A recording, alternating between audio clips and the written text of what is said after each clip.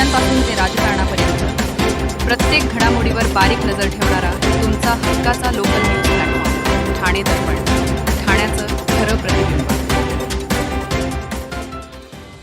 ठाण्याच्या वर्तकनगर भागातील सुलोचना देवी सिंघानिया हायस्कूलमधील इयत्ता 3री आणि 4थीच्या सुमारे 55 ते 60 विद्यार्थ्यांना अन्नातून विषबाधा झाल्याची चर्चा पालकवर्गात सुरू असल्याचा दावा ठाणे महापालिकेचे उपमहापौर कृष्णा जाधव पाटील यांनी केला आहे. या प्रकरणी त्यांनी ठाणे जिल्हाधिकारी तसेच ठाणे महापालिका आयुक्त यांना पत्र दिल्याने खळबळ उडाली होती.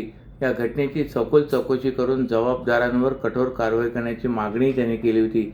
यासाठी ठाणे महानगरपालिकेचे उपमहापौर कृष्णा पाटील यांनी वैद्यकीय अधिकारी तसे आरोग्य अधिकारी व शिक्षण अधिकारी यांच्या समवेत सुलोचना देवी सिंघानिया शाळेत धडक दिली. यावेळी शाळेच्या मुख्याध्यापकांनी भेट देणे टाळले. यावेळी शाळा व्यवस्थापनाने उपमहापौर कृष्णा पाटील, वैद्यकीय अधिकारी, आरोग्य अधिकारी व शिक्षण अधिकाऱ्यांसमवेत चर्चा केली. यावेळी शाळा व्यवस्थापनाने सांगितले की 1 व 2 जुलै रोजी मुंबई येथे 3री व 4थीच्या विद्यार्थ्यांची सहल गेली होती. मात्र सहलीनंतर सर्व विद्यार्थी शाळेमध्ये हजर होते व त्यातील 2च विद्यार्थी गैरहजर होते असं स्पष्टीकरण शाळेने दिलं. मात्र उपमहापौर कृष्णा पाटील यांनी शाळा प्रशासनावर संताप व्यक्त करत म्हणाले की ज्या व्यक्तीवर पोक्सो कायद्याअंतर्गत गंभीर गुन्हा दाखल असताना देखील त्या सहलीचे कंत्राट संबंधित व्यक्तीला दिले, तसे या सहलीबाबत ठाणे महापालिका प्रशासनाला कोणती पूर्वकल्पना दिली नव्हती. याबाबत उपमहापौर कृष्णा पाटील यांनी तीव्र संताप व्यक्त केला आहे. शाळा व्यवस्थापनाने स्पष्ट केले की 204 विद्यार्थी सहलीला गेले होते. अन्नातून विषबाधा झाली असती तर सर्वच मुलांना झाली असती. फक्त 2च मुलांना त्याचा त्रास झाला असं स्पष्टीकरण शाळा व्यवस्थापनाने दिले. ज्या 2 विद्यार्थ्यांना त्रास झाला होता, ज्या रुग्णालयात दाखल होते, त्या पालकांची आम्ही चौकशी केली असेही व्यवस्थापनाने सांगितले.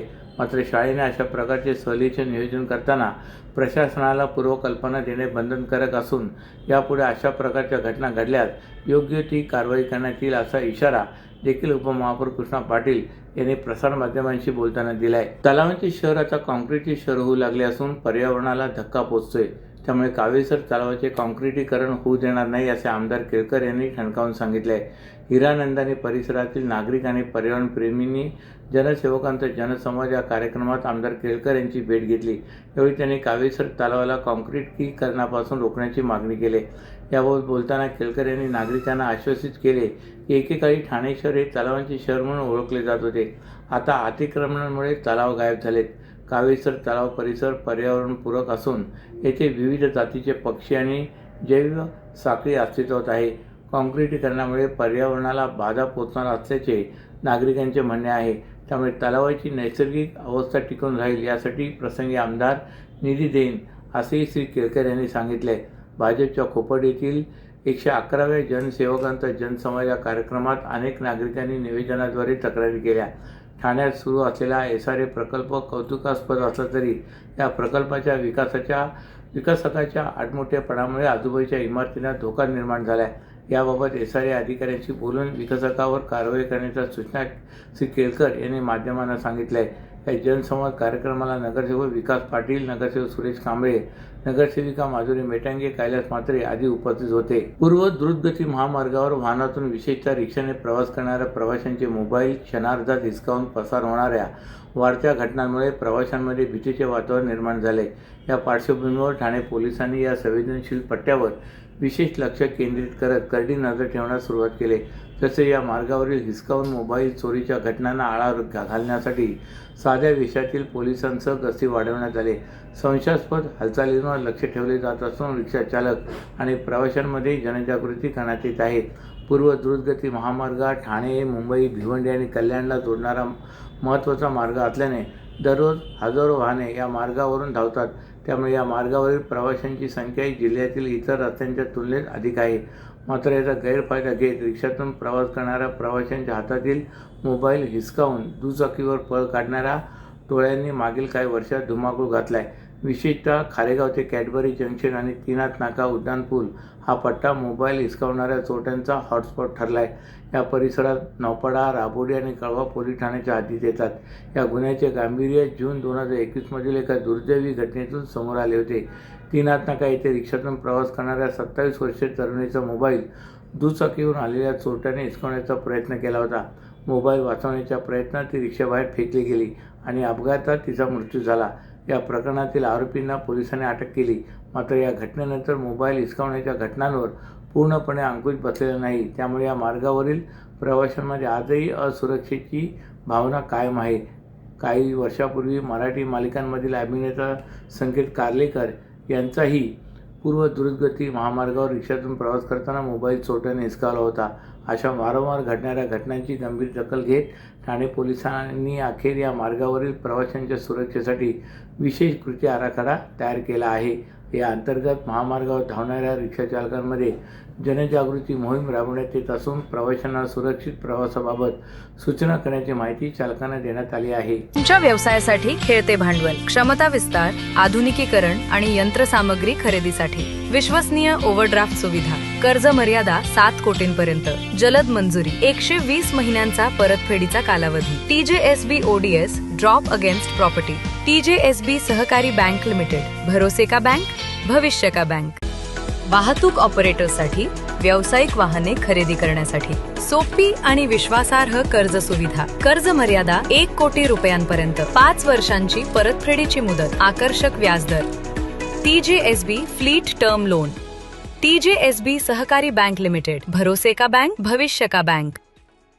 एसेट बॅक्ड क्रेडिट लोन, व्यवसाय आणि आर्थिक गरजांसाठी मालमत्तेवर आधारित कर्ज, कर्ज मर्यादा 5 कोटींपर्यंत, 120 महिन्यांचा परतफेडीचा कालावधी, विश्वासार्ह वित्तीय भागीदार तुमच्या प्रगतीसाठी. TJSB asset backed credit loan, TJSB सहकारी बँक लिमिटेड, भरोसे का बँक, भविष्य का बँक.